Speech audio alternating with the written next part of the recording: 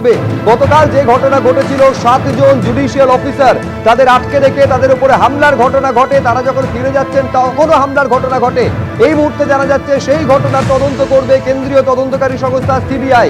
রুমা পাল আমাদের প্রতিনিধি, আরো বিস্তারিত এই নিয়ে তথ্য দিতে পারবেন। রুমা, দেখো এই মুহূর্তের খবর হচ্ছে যে মালদার ঘটনায় কিন্তু সিবিআই তদন্ত করবে, এমনটাই কিন্তু নির্দেশ দেওয়া হয়েছে। সিবিআই তদন্ত করবে। দেখো সুপ্রিম কোর্ট বলেছিল সিবিআই অথবা এনআইএ, সেক্ষেত্রে কিন্তু ইসিআই যে সিদ্ধান্ত নিয়েছে এমন জানা যাচ্ছে যে মালদার ঘটনায় কালকের এই ঘটনায় সিবিআই তদন্ত করবে এবং আগামী শুনানির দিন রিপোর্ট দেওয়ার নির্দেশ যেটা সুপ্রিম কোর্টে বলা হয়েছে, সেই অনুযায়ী কিন্তু আগামী শুনানির দিনই কিন্তু রিপোর্ট দেওয়ার নির্দেশ।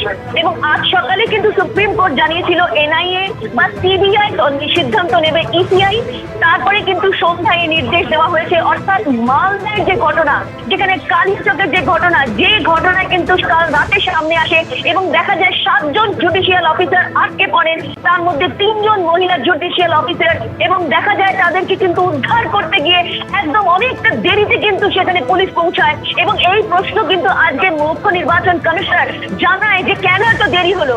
এবং সব থেকে বড় কথা যে এই সুপ্রিম কোর্টের নির্দেশের পর কিন্তু ইসিআই সিদ্ধান্ত নিয়েছে যে মালদার ঘটনায় কিন্তু সিবিআই তদন্ত করবে এবং যেদিন হচ্ছে আগামী শুনানির দিন সেটা রিপোর্ট দেওয়ার নির্দেশ দেওয়া হয়েছে। এবং আজ সকালেই কিন্তু supreme court Those who don't just watch cricket but live every over, every run, every wicket. This one is for you.